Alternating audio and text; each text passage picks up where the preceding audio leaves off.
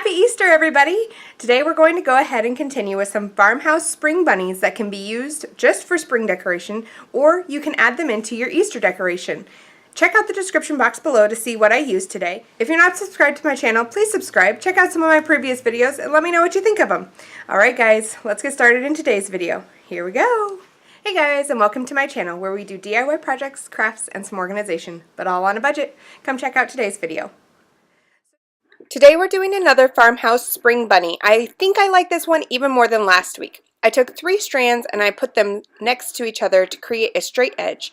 I clipped them to hold them in place, and then I went ahead and I put some hot glue on the top.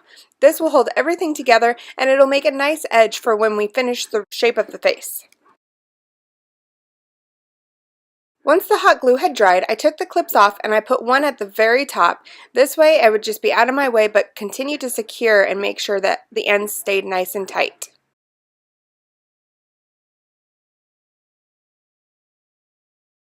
And then I just started to braid. Originally I tried to do a loose braid because I thought it would look nicer, but once I tightened the braid up and I kept it tight, it looked a lot more uniform and I liked it a lot better. It's up to you how long you make the braid, but I'd recommend making it shorter rather than longer, because this is going to be the circle shape for our face. If you make it too long, then it's just going to lose its shape. I honestly wish I would have gone just a little bit shorter. Now I'm just taking the 2 ends and I'm going to hot glue them together.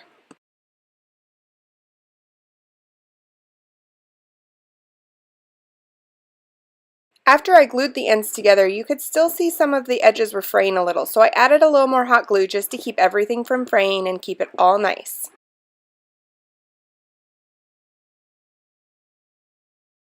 So next I took some of the leftover rope. It was originally a 13-foot bunch of nautical rope from the Dollar Tree. So what I had left over I decided to play with. I checked to see how big I'd want the ears. I wanted it to look proportional. I'm going to cut a little further down than what I actually need, than the size I actually need, because I don't want the rope to fray and I just want to save it from any of that. If it does, we'll make it neat again and then we won't lose any of our size. It's easiest to cut the rope if you pull it tight. Then I'm going to take one of my other leftovers and I'm going to cut a second piece. I had to cut from a second piece just because there wasn't enough rope in the first one to double it over and make 2 of the same size strands. If you have some tape handy, preferably Scotch tape or something see-through, I'd recommend just wrapping the ends in it to keep them nice and tidy and neat and held together. That's a lot of words, right? Yep. So here I'm showing you what I mean. I took some tape and I just took a small piece and then I'm going to twist the rope, and I'm twisting the rope the same way that the strands are already headed. This will just make it tight and neat for the rest of the project for finishing up the ears.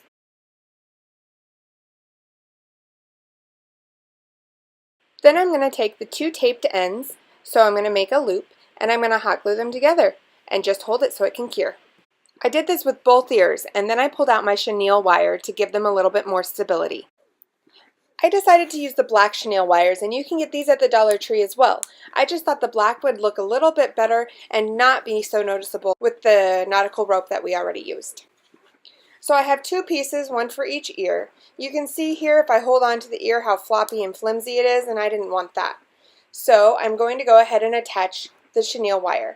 I'll tell you though, I learned my lesson. The first time I started at the bottom of the ear and I wrapped up and around, and it did not work so well. So the second time I found the middle of the chenille wire and I put it at the top of the ear, and then I went ahead and I hot glued down and around both sides.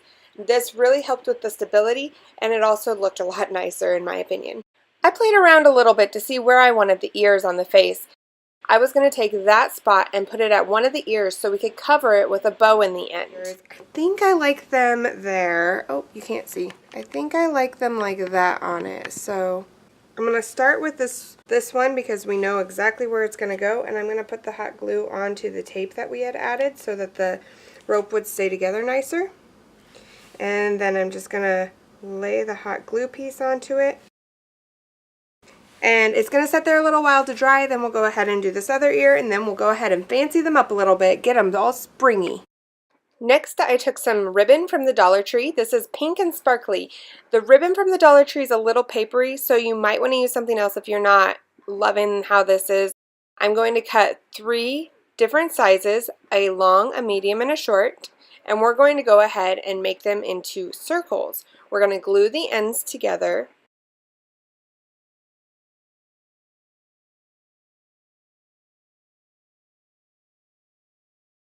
And once all the ends are glued together, we're going to glue them in the middle to make them look like a figure 8.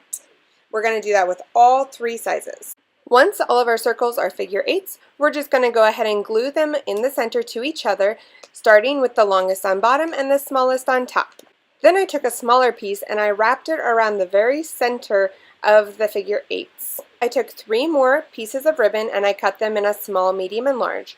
I folded them in the center to create a point, and I staggered them so that they would be all showing. I put some hot glue on and I added our top part of our bow. Then you can see this little triangle sticks up, and of course we don't want that to show. So I trimmed it off, but I would recommend trimming it before gluing the bow all together because it was kind of hard not to catch any of my little loops of my figure 8s when I was doing the trimming. So here's what the bow looks like.